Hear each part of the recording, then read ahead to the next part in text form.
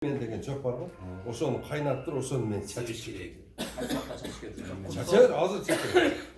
Боло берет. 2-3 жолу, даже 10 жолу берсең боло берет эрмен. Курут бар жогун жок булар. Азыр эрменди да тоголтпой турган болуп калды да, баягыны биз аябай багып таштадык. Мутант кылып таштадык да. Анан баягы дары берип атканда, дарыны мындайып карасаңар майда курттар болот да. Китайский дарыларда. Ошол Кытайлар кийинки зыянкечти бизге ошол өзүнүн дарысына кошуп өндүрүп берет экен да. Себебин анан дагы чыга берет. Ага себебин десек, барсаң анан вет аптекадан мына жайлайт деп берет, аны бар жайлатасың, кийинсинен дагы бирөө чыгат, мына жайлайт. Биринин артынан бирин өткөрүш керек. Ооба. Биринен бирин улап туруп эле ошол куртту жөнөтүп атат, биз аны тарактатып эле чыдап туруп эле ошол химиялык обработкадан биротоло кутулушубуз керек. Бир сыйра өдө ылдый болуп алабыз дагы бир 2-3 жылдан кийин уже кайра биогумус эле сала берсеңиздер, биогумус бар жерге микрофлора пайда болот өзү. Ошол жерде зыянкечтер менен күрөшө турган зыянкечтер пайда болот. Өзүн природа өзүн балансировать этип алат. Ошон үчүн көбүнчө ошол компост биогумус менен иштегиле. Эң жакшы ушул усул. Жанагы трактор менен чуңкур каскычтын аты эмне? Мен интернеттен карап таанышып. Бирнесе копатель деп коет. Яма копатель. Яма копатель. Лунка рес деп неме кылсам чыкпайт экен. Лунка копатель деп Винторез деп көрүшүңүз керек. Көп да атты, ар ким ар кандай коёр. Винторез, лунка рес. Гүлдөгөн маалда же гүл түшкөн маалда сугарыш керек алма убактычы. Алма убакты бүгүн мына неме өзү гүлдөгөндөн кийин сугарган жакшы. Ошондо жакшы, Анан гүлдөгөнгө чейин суу берсең төгүп таштайт гүл. Анан немени ары көбүрөөк, ары челек кармагыла. Ары челек кармагандар ошол балын баасын 500 сом десе да үндөбөй алат. Себеби дегенде ошол биздин огородубузга опылитель ошол. Чаңдатыш бар, берки основной эме бар, экөөнү байланыштырган бул ары да. Шамал байланыштырат, бирок ол 15-20% эле. Бирок эң уверенный байланыштырган бул ары да. Арычыларга багы жардам бергиле. Ошолордо бир мындай кандайдыр бир проблемалар болсо жардам берип, мына поддержка берип, мына группа түздүк. Ошол группада азыр ошолорго дагы бир колуңардан келишинче жардам, анан өзүңөр да кармагыла. Ары бул ары жок болуп кетсе 4 жылда адам зат өзү жок болуп кетет. Ошондой экен да, арыга Алла таала ушундай аябай кыйын. Өтө кыйын, ошого жардам бериш керек. Ана чакканда секирип кетпегендей иши керек, мезгил жакшы болуш керек. Көп немеси бар. Эмеличи, яма копатель анан дагы бирөөнү деп атты. Винторез деп. Винторез деп коебуз. Алмалар түшкөлөтпөй. Лунка рес. Кол менен эметип жайын чаңдаштырыпчы. Алмалар түшүп калганы ол зыянкеч, курт, тиля деп коет. Анан огородду кумурска басып атат. Ошол кумурска баягы тиляны көтөрүп алат дагы жалбырак алып чыгат. Жалбырак алып чыгып, тиля жалбыракты жейт, анан кийин тоет. Тойгондон кийин кумурска келип, анан баягынын немесинде курсагында мындай түк бар да. Ошо түктү кумурска мындай гытыглаганда жанагы тиля акырын шире чыгарып берет. Анан баягы ширени кумурска уясына ташыйт, анан баягы жалбыракты бүткөндөн кийин анан экинчи жалбыракка ташып апарат да тиля. Ошон үчүн кумурсканы жок кылып алат. Кумурскага акташ, баягы көкташ, сера, пера бар жокту чачып жок кылгыла да. Ошондой деме бул природада взаимосвязаны. Ошол. Күзүндө актап койсо болот да. Анан кийин күзүндө актагыла эң жакшы болот. Ошондо кумурсканы өзү ысык суу куюп, мындай уясын жок кылсаңар да тынчыйт. Тиля да түшпөй калат. Тиля өзү эч жакка жыла албайт. Тиля деген баягы кумурсканы жайлап салса. Эми сизди жайлап атса, анан сиз карап отурабыз. Анан туугандар бир эме терек, бир терек 1 гектар жерге зыянкеч жеткизип берет да.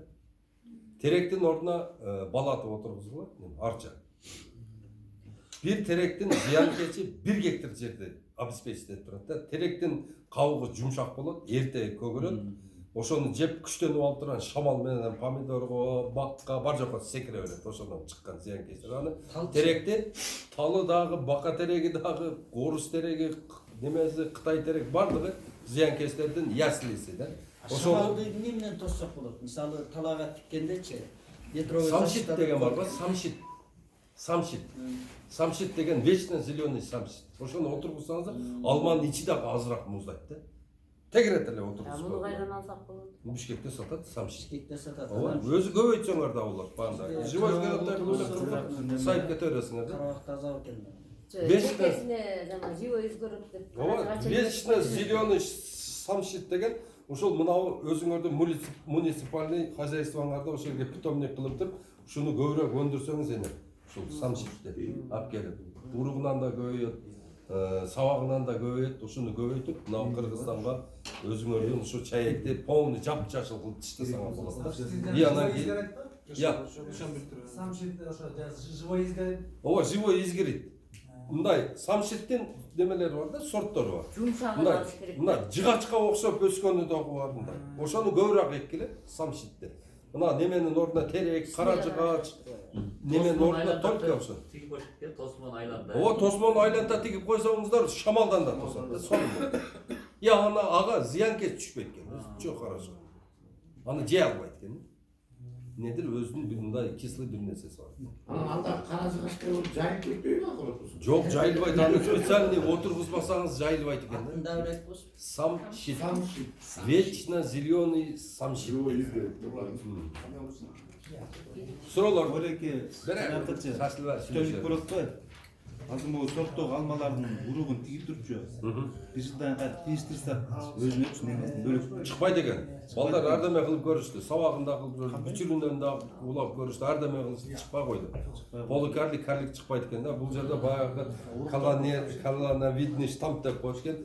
Ошону только ошолор билет экен. Азыр эми биз дагы аракет кылып атабыз. Мен эки специалист сүйлөшүп келдим.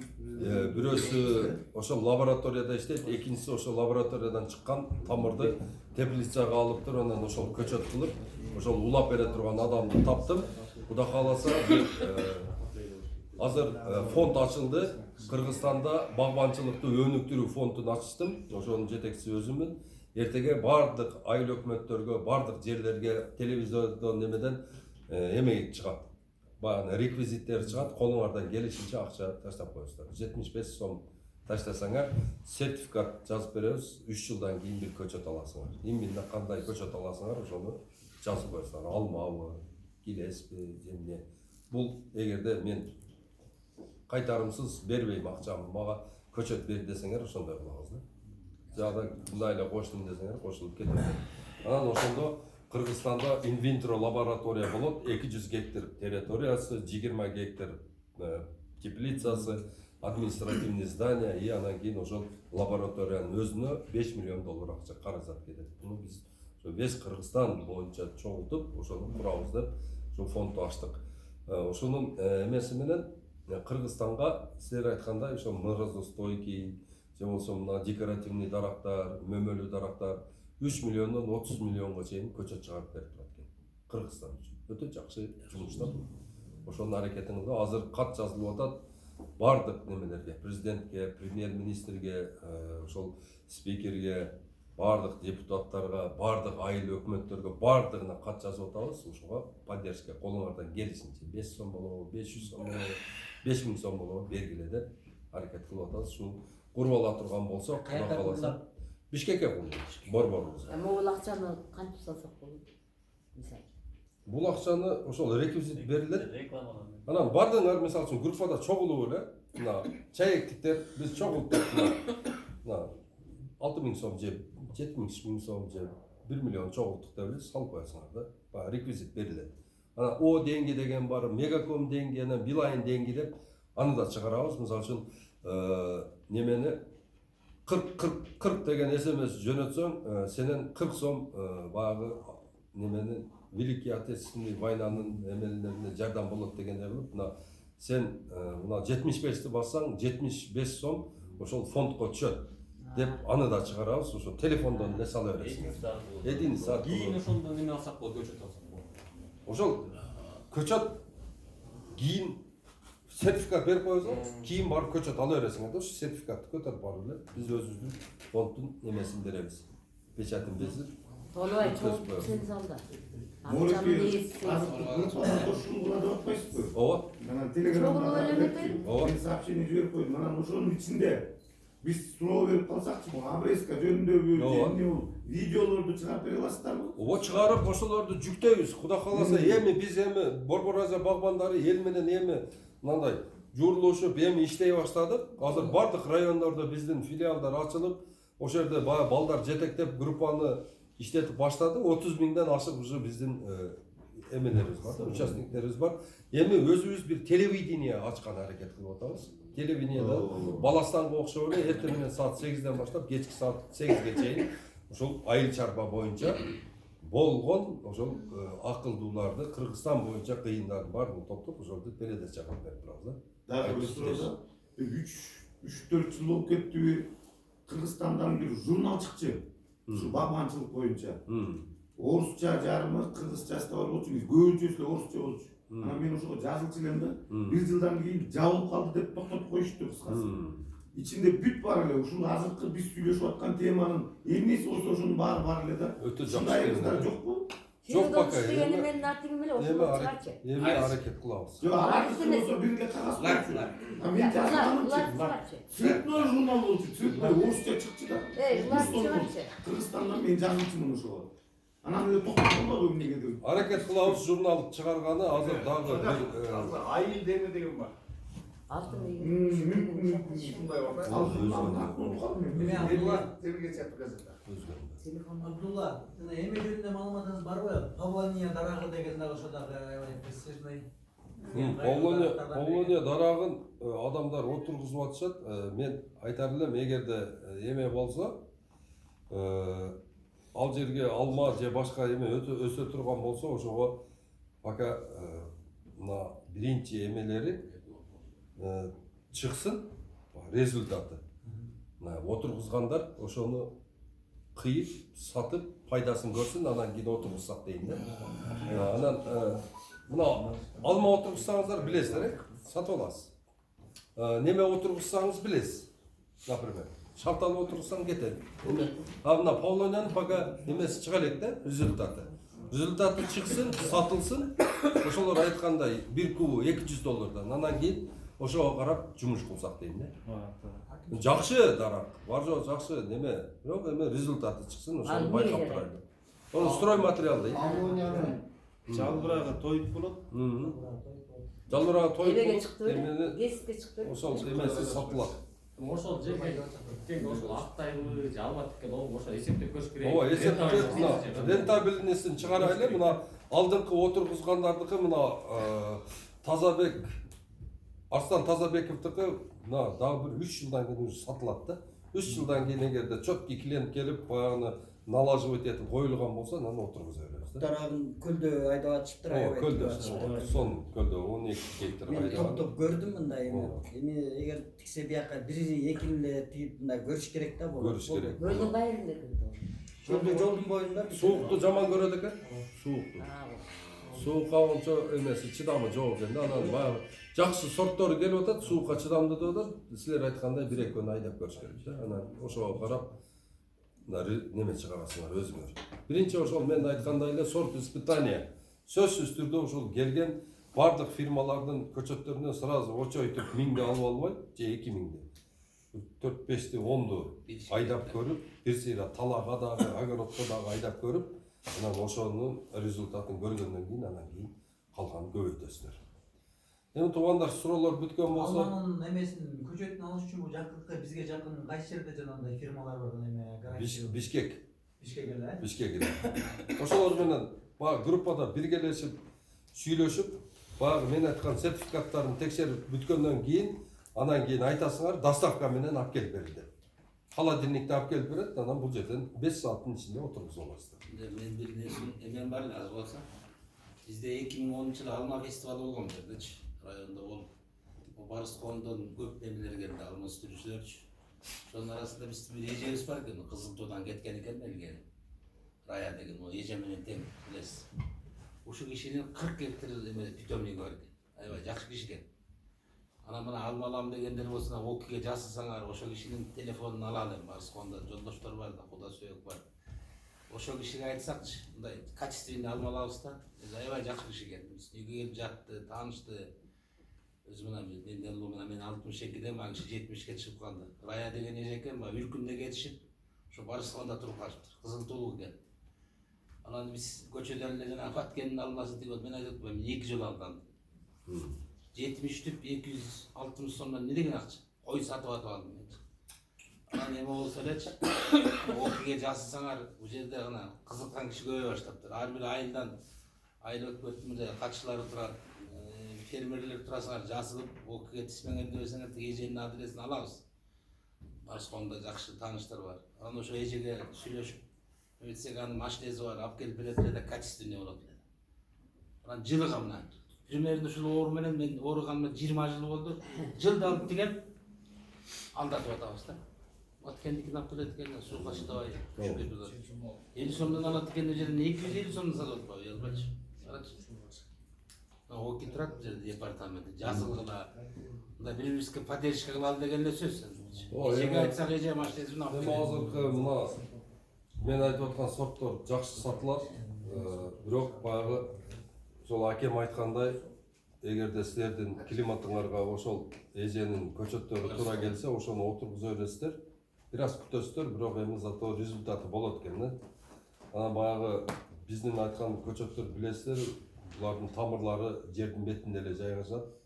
Ок тамыр эле кетпесе, ар жака баягы чач тамырлары 50 сантиметрлер жерде болот да. Анан мына тоң болгон жерде муздап калат. Ошон үчүн силер мына аган айткандай морозостойкий, эгерде эженин көчөтү силерге туура келсе, отургузуп өзүңөр жегенин эле алма керек да. Мына биз Кыргызстан азыр 60 миллион долларга Кытайдан алма сатып алып жеткенбиз. Бул Кыргызстан өзүн алма менен даже 50% камсыз кыла албайт. Жүзүм менен 3% да камсыз, хурма менен 3%, өрүк менен 30% ара камсыз кылат экенбиз да. Ушулардын баардыгын эле азыр отургузганда эч качан айтпаңыздар, жер бош калбасын, колуңардан келишинче аракет кылып, жерди багып, отургуза бериңиздер. Бул биздин утушубуз болот да. Мына башка жактан сатып албай, өзүбүздүн балдарыбызга өзүбүз органика кылып өндүрүп, ошол алмаларды, ошол жүзүмдөрдү, гилестердин баардыгын өзүбүз өндүрүп, жедирип турсак, буга кандай эч нерсе жетпейт да. Өзүбүздүн өндүрүштү көтөргөндүн бирден бир салымыңар болот силер. Ошо бак отургузгандан эч качан талбаңыз. Эми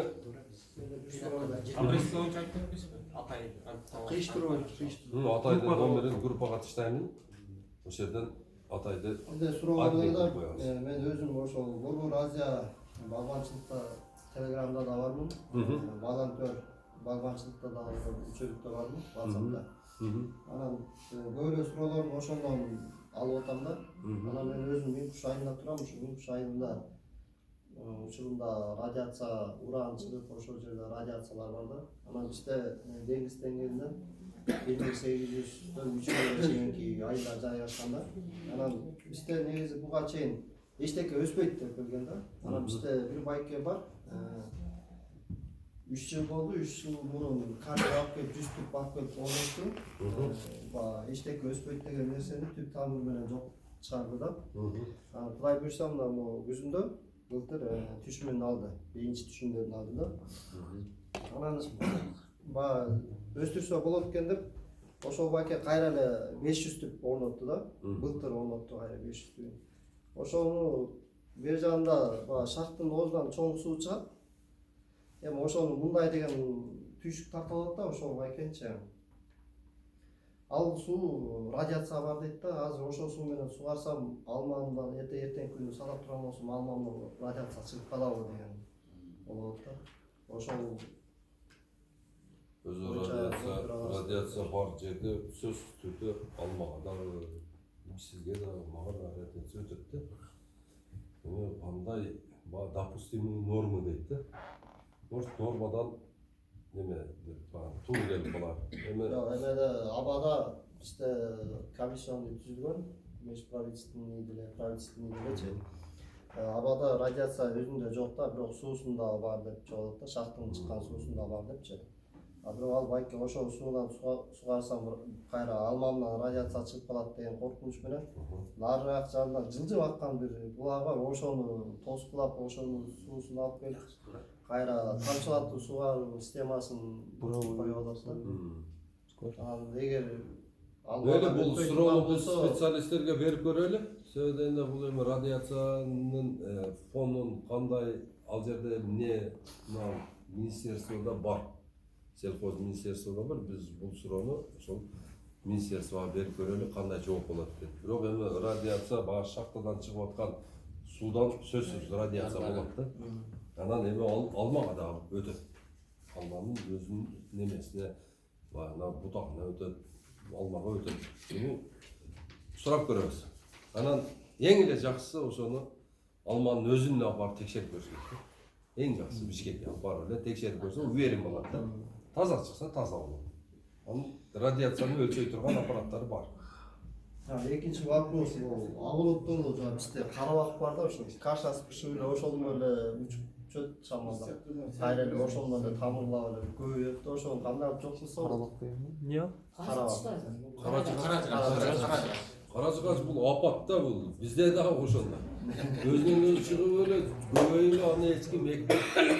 Ошо башка алмалар ушинтип өссө гана, Bizde de ошондой. Biz тазабыз. Чыкканда эле касып койду. Тазабыз. Только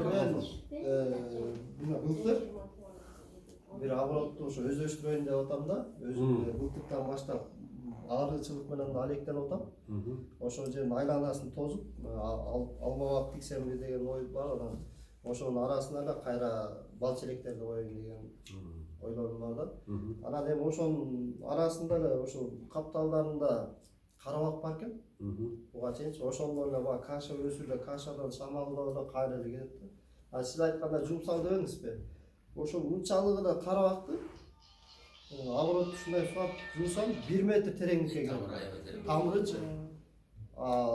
Ошондо мен тамыры менен жудум, кичине мынчалык чоңоюп кеткен, уже тамырын жула албайт экен. Эмесин кыркып туруп баачы буга чейин. Анан автобус ичке болот атпайбы, апа? Жок, автобус саптоодон кылып Эми эң эле жакшысы баягы клёнка керек да буга. Клёнка барбы? Чоңураак клёнка алып келесиз дагы, ошону кичине баягындай уч-учун жаткызып туруп, баягы клёнканы жаткызып, мына ушундай диаметрде чоң клёнканы алып келип, ошону бир 2 айда эле ошонун түбүндө балекет болсо да жок болуп кетет да. Вообще өспөйт. Күн тийбейт, аппак болуп эле анан кийин дем алдырбайсың да. Анан баягыны клёнканы жайгандан кийин анан чекелерине, четине полностью баягы тупурак жаткызып чыгасыз, чтобы аба кирбесин баягы жерге. Мына ушундай диаметрди бир тазалайсың, 2 айда жок болот, кийинкисин 2 айда. Ошондой кылып огородун 1 гектар огородуң болсо, ошону бир жылда таптаза кылып тазалап алсаң болот. Жок болуп кетет, вообще өспөй калат. Эч нерсе чыкпайт. Таза болот да. Мына бизде көбүнчө эле мына бизде ажырык деген бале бар да. Бул каражыгачыңа жагат. Ажырык деп коет. Анан бизде мына камыш деген бале бар. Бизде ошол клёнка менен жок болуп атат азыр. Камышты дагыбы? Камышты дагы, беркин дагы. Түбүнө чейин ирип, мындай камыштар мындай тамырына чейин ирип кетет экен. Эгерде күн тийбесе.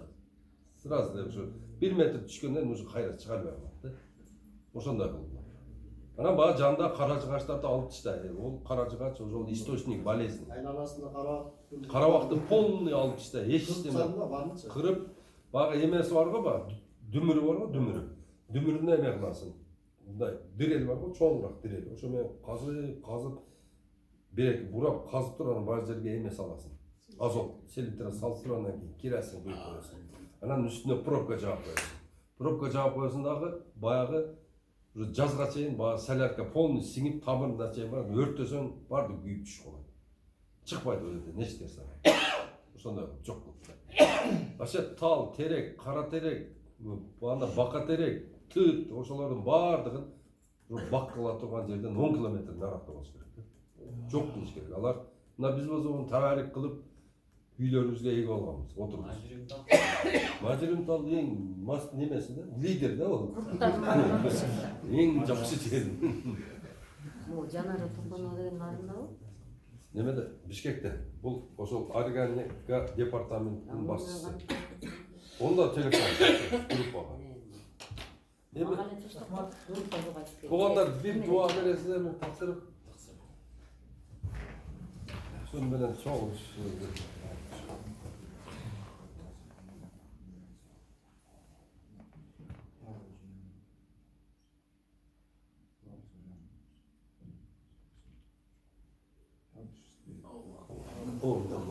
Вактап шактап. Раз